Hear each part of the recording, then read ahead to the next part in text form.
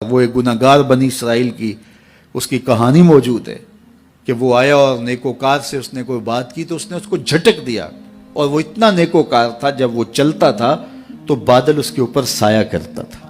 اللہ نے اس کو اتنا نوازا ہوا تھا، لیکن گناہگار کو دیکھ کر کے اس کے اندر نفرت کے جذبات پیدا ہوئے۔ اس نے کہا میرے سے بات نہ کر، پیچھے ہٹ جا۔ اللہ اکبر۔ تو وہ بیچارہ بڑا رویا کہ مالک میں اتنا گناہگار ہوں کہ تیرے پاک بندے مجھے اپنے پاس بٹھانے کے لیے بھی تیار نہیں۔ دل ٹوٹا، شکستگی پیدا ہوئی۔ کہا لیکن مالک تیری مرضی، اور واپس پلٹا۔ لیکن جب واپس پلٹا تو وہ بادل کا سایہ جو اس نیکوکار پہ تھا، وہ سایہ اس گناہگار کے سر پہ آ گیا۔ تو وہ کرم نوازی جس پہ فرما دے، اس کے سارے بندے ہیں۔ تو اللہ کو جو ہے وہ تکبر کی نیکی نہیں، وہ گناہ جس کے بعد عجز پیدا ہو، اللہ کو وہ پسند ہے۔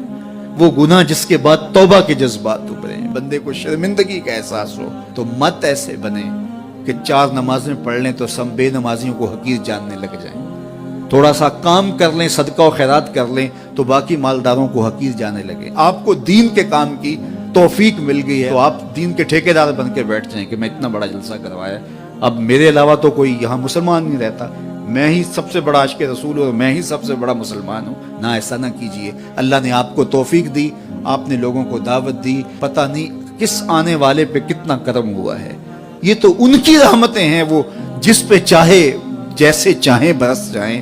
ہم کو ٹھیکیدار تھوڑے ہیں، ہم تو نوکری کرنے والے ہیں، ہم تو جوتے اٹھانے والے ہیں۔ ہو سکتا ہے کس کے صدقے میرے والد گرامی مجھے یاد آتے ہیں، وہ مجھے فرمایا کرتے تھے جب گفتگو کے لیے نکلنے لگے اور لوگوں کا ہجوم ہونے لگا، تو وہ مربی تھے بڑے، اور بڑی حکمت کے ساتھ جو ہے وہ کوئی نہ کوئی بات سمجھاتے رہتے تھے۔ تو ایک دن فرمانے لگے کہ ایک خطیب تھا، بظاہر اچھا خطاب کرتا لیکن اندر سے وہ اتنا اچھا نہیں تھا۔ تو جب وہ فوت ہو گیا تو وہ بخشا گیا، تو اس نے اللہ سے کہا کہ میرے مالک، میرا تو کوئی عمل ہی نہیں ہے کہ میری بخشش ہوگی اور میری مغفرت ہو گئی۔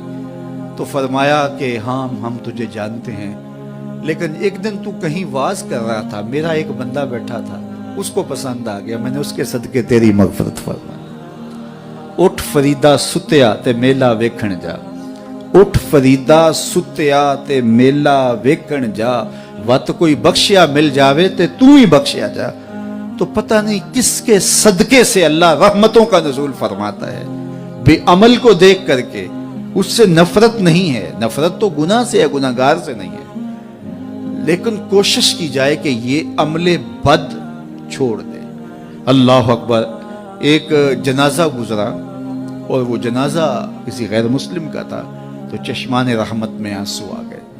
تو صحابہ نے پوچھا کہ حضور یہ یہودی ہے یا عیسائی ہے؟ کوئی اس کا جو مذہب تھا وہ بتایا۔ تو فرمایا کہ مجھے اس بات پہ افسوس آیا کہ یہ اسلام نہیں لا سکا اور کفر کی حالت میں مر گیا، تو اگر یہ اسلام لاتا اور جو ہے وہ جنت کی راہوں کا مسافر ہوتا تو کتنا اچھا۔ یہ اس کے ساتھ بھی ہمدردی ہے۔ تو اللہ کی مخلوق، یہ جنت کے اکیلے ٹھیکیدار بننے کی کوشش نہ کریں کہ میرے علاوہ کوئی جائے نہ، جنت کے دروازے پہ میں بیٹھ جاؤں گا کسی کو، یہ زیادتی ہے۔ میرے تو اعلیٰ حضرت نے یہ کہا تھا، ایک میرا ہی رحمت پہ دعویٰ نہیں، شاہ کی ساری امت پہ لاکھوں سلام۔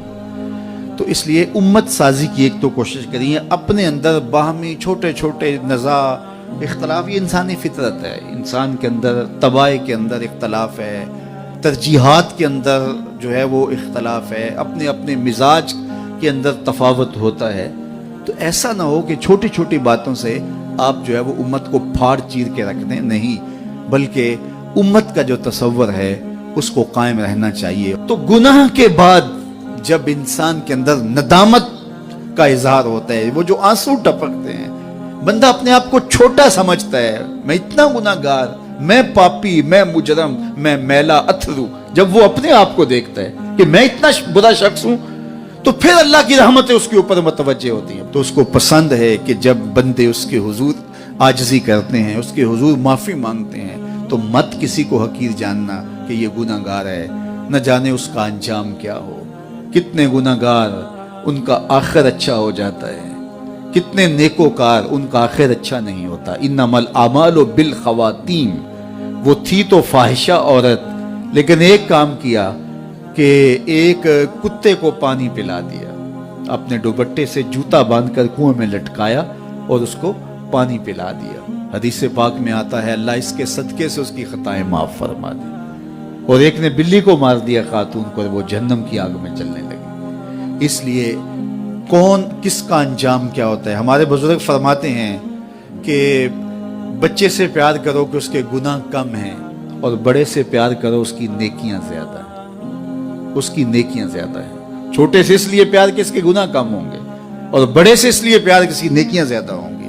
اور اسی طرح جو ہے وہ خیال کرو کہ ہو سکتا ہے اس کا انجام بخیر ہو جائے اور اس کا آخر کتنا خوبصورت ہو، تو مت کسی کو حقیر جانیے گا۔